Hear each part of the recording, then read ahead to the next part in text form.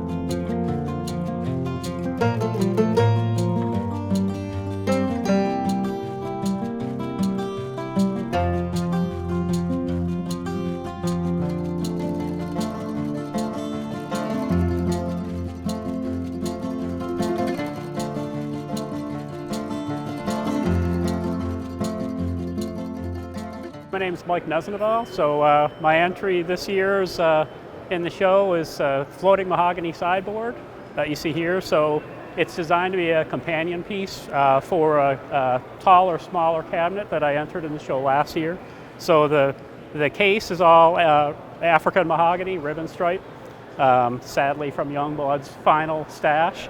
And then the doors are quarter sawn maple, and the panels are all solid. So everything's solid wood. The panels is bird's eye maple that I resawed and book matched from a 4/4 slab. The drawers are also quarter sawn maple. I'm particularly proud of the handles. It's the second iteration of pulls that I designed and made. Before that, I just used metal handles that obviously wouldn't work here. But so this is a floating design. So if you were to climb underneath, you know, it's not obvious looking at it how it's supported, but there are a series of stringers underneath that from the front make it look like it's not really attached. But a particular challenge for this piece is because on either side, there'll probably be something like some heavy plates.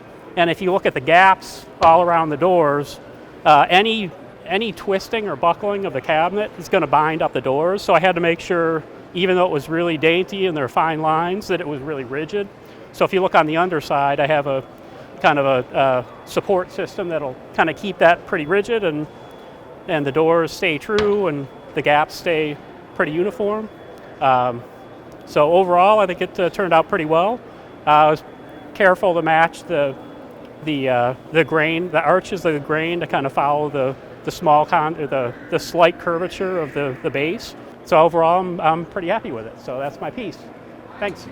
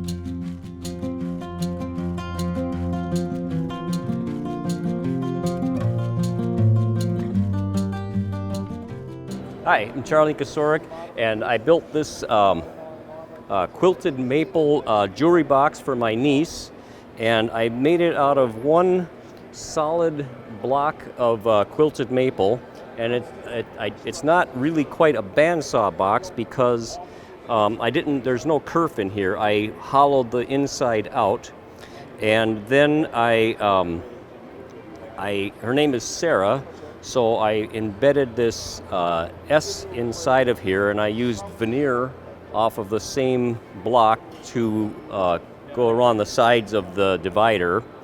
And then one thing I did on this that was more difficult than I ever would have thought is I have these Brusso stop hinges, and the Brusso stop hinges are not intended to be flush, and I was determined to make them flush. And so I got a video on my YouTube channel, Jack Bench Woodworking, if you want the extended version, but trust me, it was really hard to do, but I'm happy with how it turned out.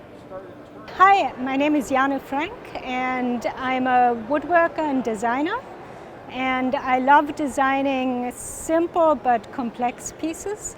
A good example is this table, and this table is all about threes in a way. So it's about two ways of construction.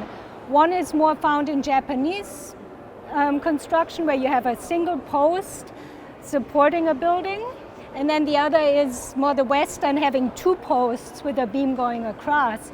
And I play with those ideas, like having two and one, and then two here and one. And so all the members come in threes. So it's just kind of a formal exercise, trying to create kind of a balanced whole out of these parts of threes, and it all follows the golden section when I designed it. The other thing interesting about this piece is that there's no exposed hardware, because the way this is attached is actually with keyholes that are hidden with screws, and it just is suspended onto that, and that's what holds it in place but allows the wooden top to move. That's kind of it on this table. This is a box I made as a gift for two people by the name of Abby and Philip. And as you can see, the closure kind of writes the letters A and P that are kind of entwined. And like this, it slides open to reveal the inside. And another thing to mention is that I kind of chose this top out of a single piece of wood, so the grain is continuous, yet this is straighter grain and this is a lot curlier, which kind of reflects more of their characters as the people. And so I was putting a little thought into that. And also, like when you pull it apart, neither actually spells the whole letter. So it's only when they're together that they kind of complete each other, yet still are their own person. So that's some of the thoughts I put into this little box for a gift.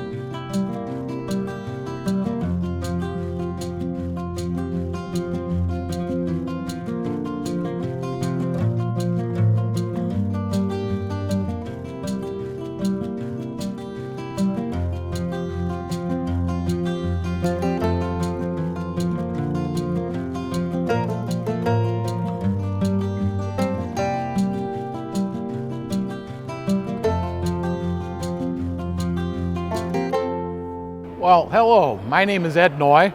I'm a custom furniture maker based in Buffalo, Minnesota. And I also happen to be president of the Minnesota Woodworkers Guild. That's just a side benefit.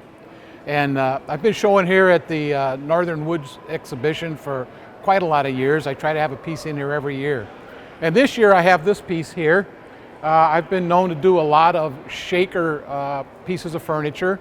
So this is definitely shaker inspired. It's based on a cabinet I saw in a magazine a few months ago. The basic form being a door and a little compartment to show off wares. But then I shakerized it. And what I mean by that is it has all geometric proportions, which the shakers used. Like everything is 2 to 1, or this is 2 to 1, the sides are 1 to 3, you know, that kind of proportion thing. But I wanted to do something a little bit different. Of course, shakers always have shaker knobs on their doors, and you can see this one doesn't have any knobs at all. Matter of fact, it opens up just with a little catch on the bottom. And then inside, I decided to put a little bit of pop, and I've got this nice Negre veneer on the back here with a nice waterfall pattern in it. And these drawers, which also don't have any knobs on them. But all you gotta do is touch them and they pop right out. Now the drawers are lined with the same material that you see up here in the display area, which is replaceable. You can pop those panels out from the back of the cabinet and put anything in there you like to match your own room decor. My name is Jake Brown. I'm a custom furniture maker here in Minneapolis, Minnesota. I built this Addington table for my sister's wedding. It's a book match live edge slab with a geometric base. The base is constructed based off of cable stayed bridge design. I wanted to combine organic structures with the live edge top as well as geometric structures for the base to marry those two. The base is constructed all with integral joinery, so that way no screws are used, such that it's stable with simple angle mortise and tenons. The slabs were purchased in my home state in Virginia, in Floyd, Virginia. And they're book match slabs, meaning they're mating slabs out of a tree that you can fold over and they mate perfectly. And I flattened those and joined them together to have this mirrored effect. So if you happen to be in the area, definitely stop by. The show runs until Sunday. And of course, it's just an amazing experience to be here and be able to see all these pieces of work in person and be able to get some ideas and inspiration for future projects. The show is every single year. It's usually at the end of April. So if you happen to want to check out in the future, it's always there.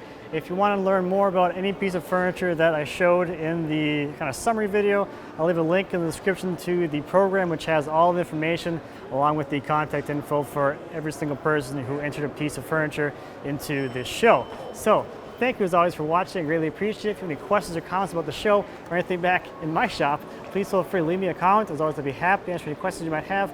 And until next time, happy woodworking.